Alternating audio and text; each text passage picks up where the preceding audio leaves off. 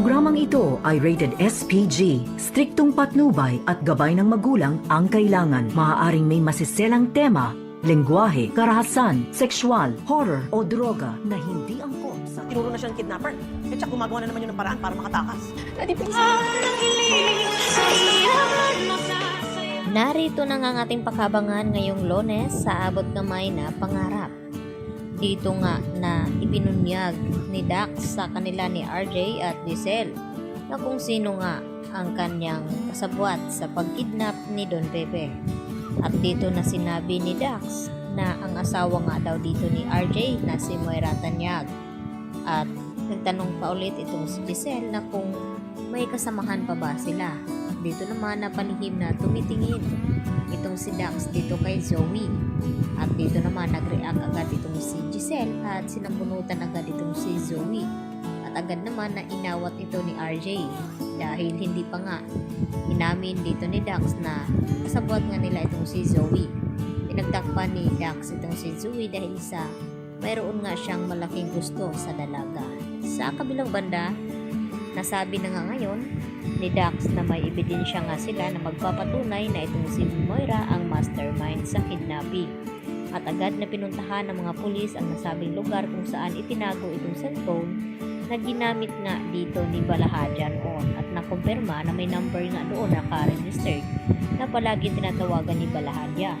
At nang matingnan nila RJ at Giselle ang nasabing number, agad naman na dinayal ni RJ at nakarehistro sa cellphone ni RJ na Moira ang nakalagay doon. Kaya walang duda, si Moira na nga ang mastermind sa pagkidnap sa kanilang papa.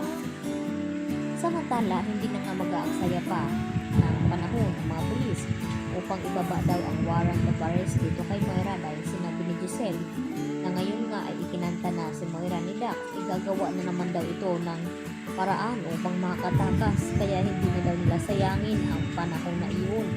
Baka makagawa pa ng plano itong si Moira. At dito naman nakipagkita itong si Zoe sa kanyang ina at binalaan ito na kinakailangan daw ma-dispose ang pera na hawak ni Moira dahil yun ang magpapatunay na siya nga ang mastermind sa kidnapping.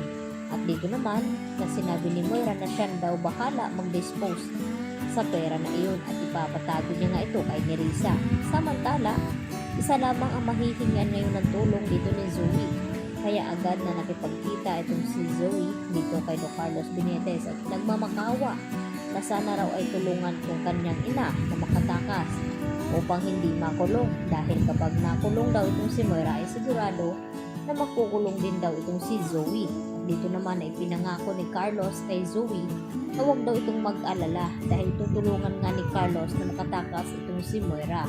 Subalit huli na nga ang lahat dahil papunta na nga itong mga pulis upang arestuhin na nga itong si Moira. At wala na rin magawa itong si Zoe dahil kapag kinakampihan niya kanyang ina at malalaman ni RJ na kasabwat din siya ay sigurado na itatakwil din daw ni RJ itong si Zoe. Kaya mas maigi na ilaglag na lamang ni Zoe ang kanyang ina nang sa ganon ay maabsuelto din siya sa kasalanan nito at hindi siya madamay at makulong.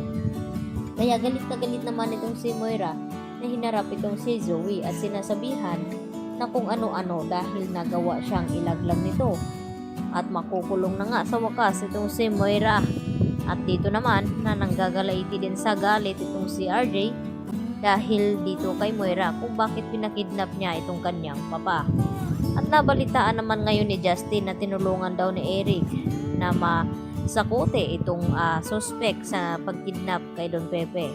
At dito naman na sinadya iyon ni Eric nang sa ganun ay magkakagulo sila at mautuon ang atensyon ni Giselle at RJ dito sa nangyaring aksidente kay Don Pepe at makagawa naman ng plano itong si Eric at Justin upang gawin nila ang kanilang nararapat na kunin lahat ng asset ng Apex at ilipat sa kanilang mga account.